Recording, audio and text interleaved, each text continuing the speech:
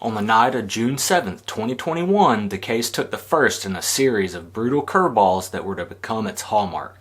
Paul and his mother Maggie were found dead outside the kennels at Moselle, the Murdaugh's 1,700-acre hunting estate, shot with two different guns, a shotgun and an assault rifle. It was Alex who reported the crime, calling 911 shortly after 10 o'clock, and he told police he had just returned home after spending most of the evening out. Paul had been shot at close range twice with a shotgun, and Maggie had been shot multiple times with an assault rifle. Now, let's go back to February 24th, 2019, where the story actually starts. In the early hours of that morning, a 17-foot-long fishing boat entered a narrow coastal inlet near Beaufort, South Carolina. It was foggy, and the passengers were navigating with a flashlight, and they had been drinking all evening. Around 2:30 a.m., a bridge appeared from the dark, and the boat collides into the poles before running up the nearest bank with its hull torn open. 3 of the 6 people on board, all young adults, were thrown into the icy water. 2 resurfaced, but there was no sign of the third, a 19-year-old named Mallory Beach. Her body would be found a week later in a marsh a few miles away. There was some uncertainty at first about who was steering the boat at the moment of impact, but it was known to be one of 2 young men. Both had consumed alcohol, but the survivors reported that one of them, a 19-year-old named Paul Murdaugh, was more drunk than the other. He had slipped into an aggressive alter ego nicknamed Timmy by his friends. One of the passengers later testified, when they can tell he's drunk, somebody will say, "All right, here comes Timmy." The boat belonged to Paul's family, and he was behind the wheel for most of the evening. However, Paul's friend Connor Cook had sometimes taken over while Paul stepped away to argue with his girlfriend, eventually hitting her. Whoever was steering faced dire consequences if found responsible for the accident, but there was a significant disparity of power and privilege. Connor was a construction worker, and Paul was a Murdaugh, which is pronounced Murdaugh. Since 1920, 3 generations of Murdaughs had presided as solicitors and prosecutors over the 14th Judicial Circuit, while also assuming a small fortune from private litigation through the family firm. 4 of the survivors of the boat accident were brought to the hospital, where an officer entered Paul's room to take a statement. Paul was just starting to give his statement when his father and his grandfather barged in. "I'm his lawyer starting now," the grandfather, Randall Murdaugh III, told the officer, "and he isn't giving any statements." While Randolph stood watch, Alex Murdaugh began wandering around the hospital in an apparent effort, as one witness would put it, to orchestrate something. A towering ginger-haired man, Alex Murdaugh was hard to miss. Numerous witnesses observed him going in and out of the survivors' rooms, and even a hospital employee heard him repeatedly warn Connor Cook not to say anything. In a later deposition, Cook recalled Alex promising him that everything was going to be all right and that he just needed to keep his mouth shut and tell him he didn't know who was driving. As the investigation continued, Cook and his parents came to suspect that the Murdaughs were trying to pin the blame on him. Fortunately for Cook, the other survivors eventually testified with near certainty that Paul had crashed the boat, and in April 2019, Paul was charged with 3 crimes, including boating under the influence, resulting in death. But the Murdaughs' ability to shape events was far from over. To defend Paul, who pleaded not guilty, the Murdaughs hired Dick Harpootlian, a powerful state senator and a member of the Senate Judiciary Committee. Harpootlian's edge is he has built-in advantage with the judges. An acquittal for Paul could have placed Cook under a cloud of suspicion and permanently muddied the question of guilt in Mallory Beach's death, but there would be no trial. And this is when we go back to the night of June 7th, 2021, when Alex called 911 after supposedly finding Paul, his son, and his wife Maggie dead outside the kennels.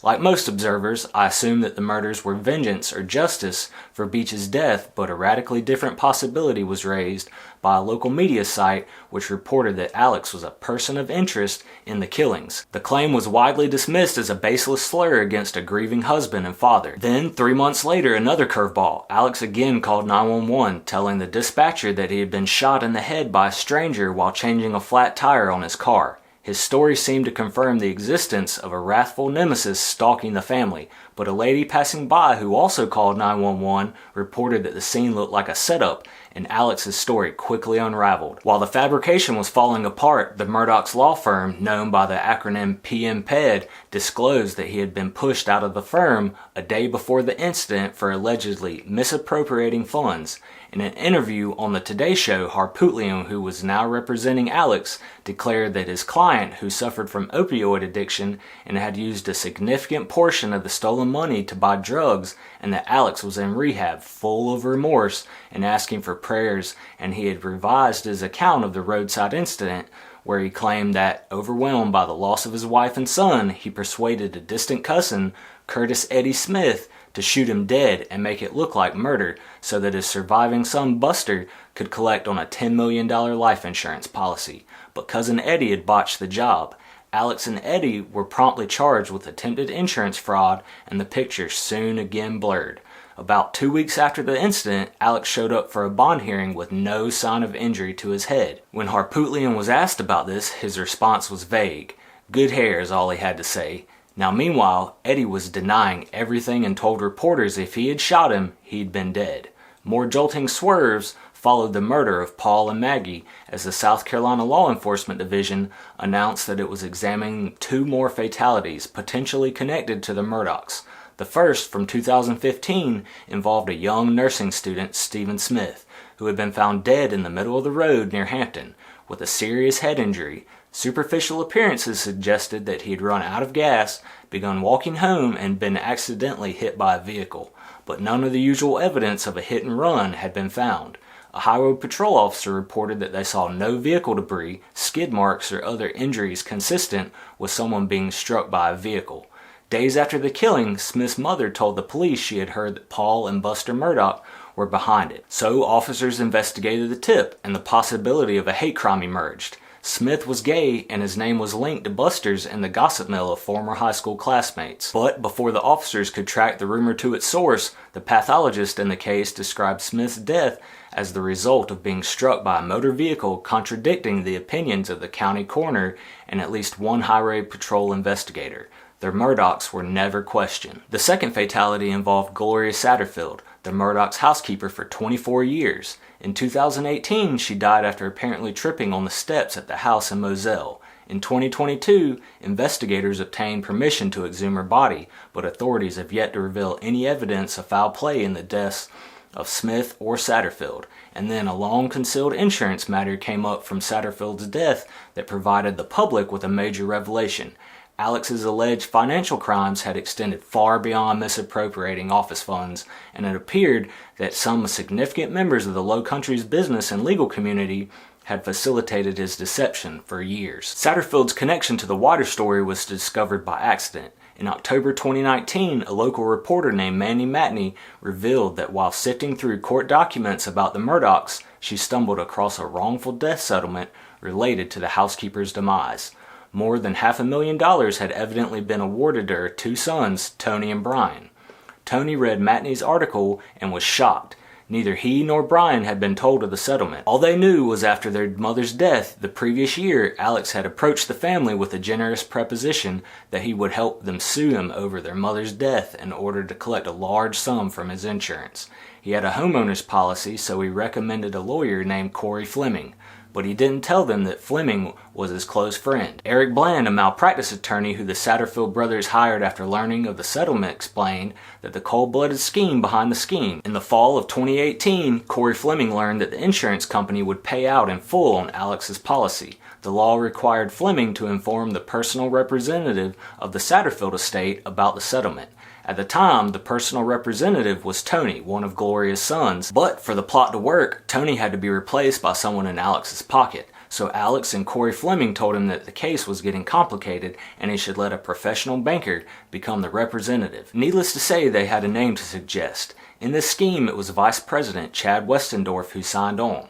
Westendorf had no experience in the role, but that was fine. His job was to know nothing and to say nothing to the Satterfield brothers about any money coming their way. Law firms often partner with outside organizations to craft structured settlement plans for their clients. In order to guarantee long-term income and to minimize taxes, PM Ped had regularly worked with a reputable Atlanta-based insurance company called Forge Consulting. But Alex created a shadow version of the company, opening accounts at Bank of America under the name, wait for it, Forge. When the insurance policy check arrived, Fleming deducted fees for himself and for Westendorf, then sent the remaining $403,500,000 to one of Alex's Forge accounts. apparently confident that in the event of an investigation, he could claim that he thought he was sending the money to Forge Consulting.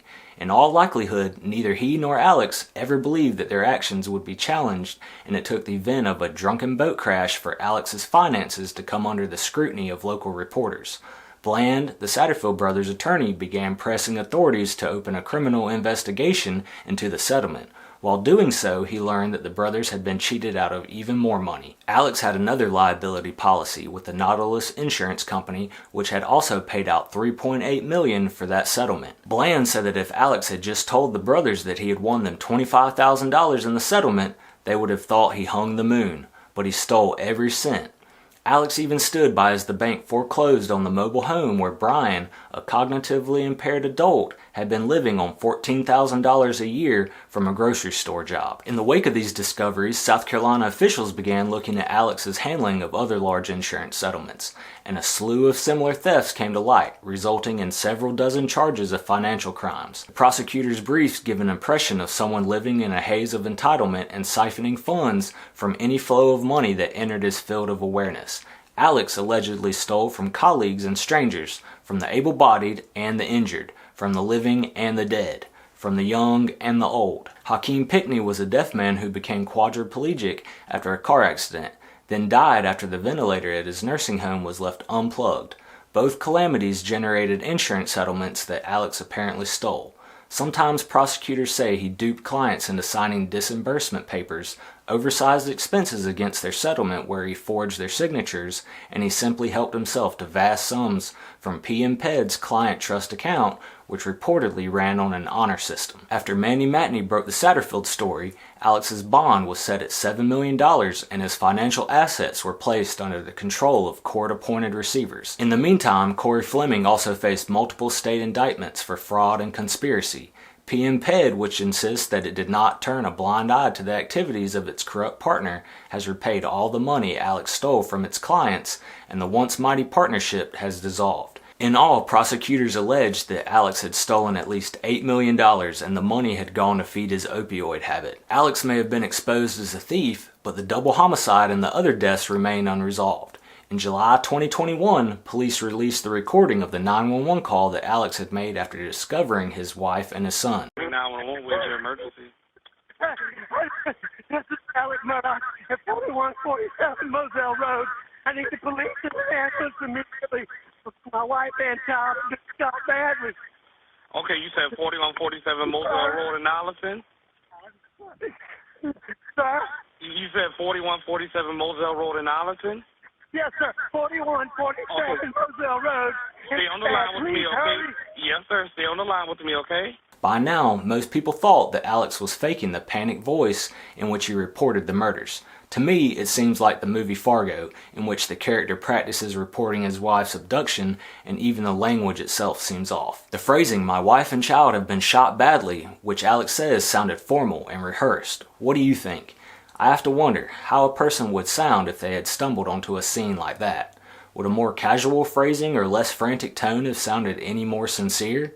At first, I was having some resistance to the thought that Alex was putting on an act on the call, but then in the interview inside the vehicle with the investigators, he acted like he was crying, but there was actually no tears. When I came back here, I pulled up and I could see him, and, I knew something was bad. I ran out. I knew it was really bad. My boy over there, I could see it was...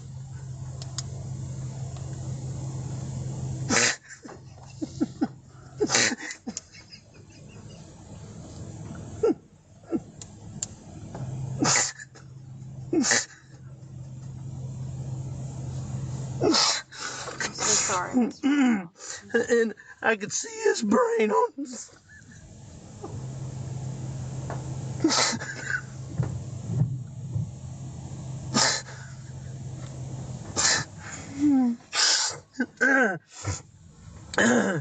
And I ran over to Maggie, and actually, I think I tried to turn Paul over. The implication that he was really involved in the murder of his wife and son was beyond disturbing. His cousin Eddie was out on bail, and in addition to the fraud charges, he was facing assault and battery charges from the roadside incident.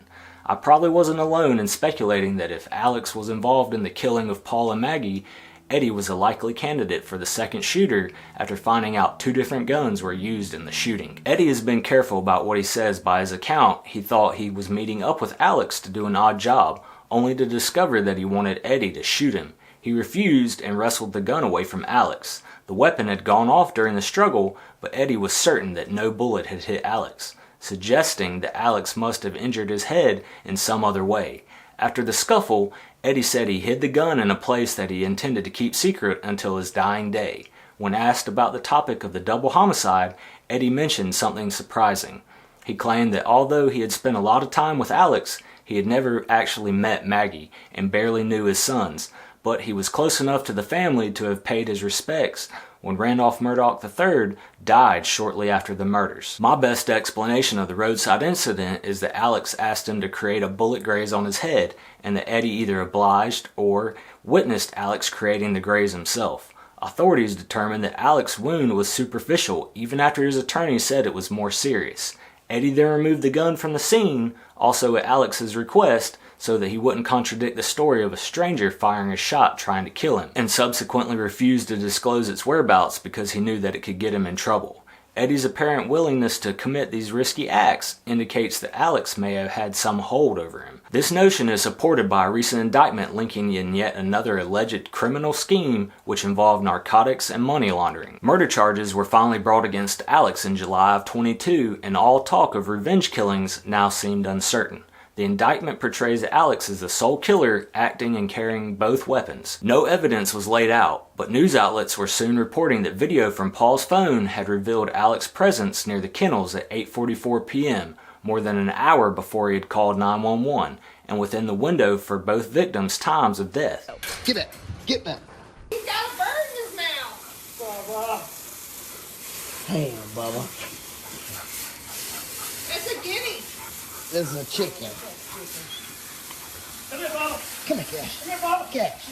Quit. High-velocity organic spatter supposedly had been found on the clothing that Alex was wearing that night, and after reviewing text messages from Maggie and Alex's phones, he had asked Maggie to meet him at Moselle that evening, effectively luring her there. In terms of motive, the most plausible theory had to do with a civil suit filed by Mallory Beach's family, which blamed Alex for lending Paul the boat and in enabling his drinking. Shortly before the murders at Moselle, a critical hearing had been scheduled which could have complicated discovery of Alex's assets, something he so far had managed to avoid. Given all the fraud he had apparently been up to in the previous decade, he had reason to be seriously worried about this impending shaft of daylight on his financial affairs. Furthermore, the Beach's attorney, Mark Tinsley, had threatened to bring suit against Paul and Maggie if Alex continued stonewalling, which could have forced them to testify under oath about the alcohol drinking culture that went on at Moselle. A witness in the Stephen Smith case told an investigator that that was where the party spot was in Hampton. A lot of fights, alcohol, and drugs. According to a deposition, beer was kept in a walk-in beer cooler and underage kids were free to help themselves. Photographs of Paul that have entered public circulation suggest that his parents were comfortable seeing their son staggering around. Paul and Maggie were how Mark Tinsley, the lawyer for the Beach family, was keeping Alex honest. Unfortunately, the theory gave Alex a powerful incentive to get rid of them. This not only would prevent their testimony, but could potentially undermine the whole lawsuit. After all, a jury would be unlikely to award a large settlement against a man whose wife and his son had just been gunned down. And with the boat crash supplying a motive for someone else to have killed them, Alex would perhaps be viewed as a victim rather than a suspect, especially if he further deflected suspicion by using more than one weapon.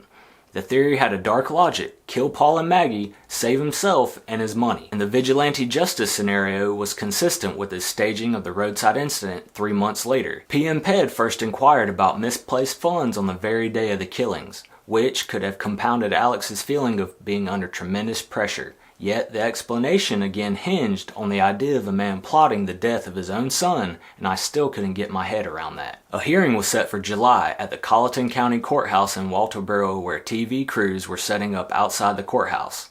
Inside, the press was seated in the jury box. Media coverage of the case had grown significantly with every twist. Dick Harpootlian entered the courtroom with his team. Silver-haired and puffy-eyed, he looked simultaneously overworked and primed for action. Now, you could probably drop Alex in any town in the South and he'd get along because he's a beefy good old boy. but there was nothing beefy about the tall figure being led past the jury box. Carrying himself upright in a loose white shirt, slim-fitting khakis, tan loafers, and a pair of glasses perched on top of his head, he looked surprisingly put together. Were it not for the shackles at his wrists and ankles, he might have been walking onto a yacht. Standing for the formal arraignment, he pleaded not guilty. In response to the prosecutor's old-fashioned "how shall you be tried," he offered the traditional "by God and my country." A portrait of his grandfather, Randolph Buster Murdaugh Jr., usually hung at the back of the courtroom, but the portrait had been taken down for the trial. Buster was a notorious reprobate who was linked to an illicit liquor ring. His father, Randolph Sr., died in what some suspect was a suicide made to look like an accident staged with the intent of enriching his heirs. Nobody knows what caused his car to stall on railway tracks and get hit by a train one night, but he was in poor health and his son certainly wasted no time in suing the rail company. There had been speculation that prosecutors would reveal some of their evidence at the hearing, but Harpootlian opposed discussion of the fateful night at Moselle. He said they're trying to get a fair trial for their clients, not a trial in the media, and nothing new emerged. Since then, however, he and his legal partner Jim Griffin had in fact been making concerted use of the media to prepare the groundwork for their defense. In one motion, they signaled an intent to sow reasonable doubt about what will almost certainly be a purely circumstantial case, and to present an entirely different murder story of their own. Among other things, they have claimed this past May, Cousin Uddy failed a polygraph test in which he was asked if he was present at the killing or knew anything about them. The prosecution said that Alex's legal team had misrepresented the test results, but the Murdaugh team appears to have identified a plausible fall guy in Cousin Eddie, who has denied all wrongdoing. They didn't have to prove anything, of course, only insinuate, but there was material that could put cracks in the prosecution's case. In June, the narcotics and money laundering charges were announced, but the indictment was short on detail. It sketches the outline of a scheme in which Alex was allegedly funneling money into the narcotics trade, with Eddie as his middleman. Harpootlian claimed that Eddie regularly dropped off drugs for Alex by the Moselle kennels, implying that Eddie may have shot Maggie and Paul when they saw him making a delivery. To convict Alex, prosecutors would have to offer their own explanation of what happened that night,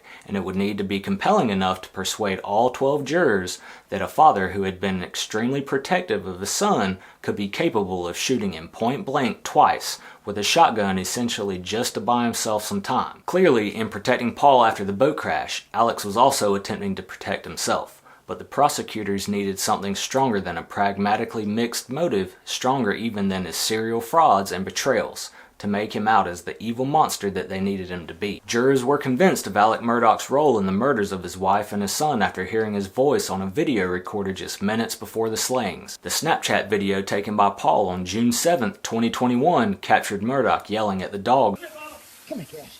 Cash. Quit. just moments before the double murder near the family kennels on that Moselle property. Alex initially denied it was his voice, but couldn't hide it any longer after he took the stand. Murdaugh copped to previously lying and came clean on the stand that it was his voice, but said he drove back to the main house in a golf cart just after the video was recorded. He maintained his innocence even after he was found guilty, telling the judge during his Friday sentencing that he did not commit the gruesome crime. The trial began on January 23rd and lasted 6 weeks. It was long, but jury deliberations were not. Jurors deliberated for less than 3 hours before returning with a unanimous verdict in the case. Shortly after the verdict, the defense called for a mistrial, only to be swiftly denied. Judge Newman cited the overwhelming amount of testimony indicating Murdaugh's guilt, and he sentenced Murdaugh to 2 consecutive life terms in prison. But Murdaugh continued to protest his innocence, insisting he would never hurt his wife and son. The judge said it might not have been you, but replied coolly, it may have been the monster you became when you take 15, 20, 30, 40, or even 60 opioid pills. Thanks for watching.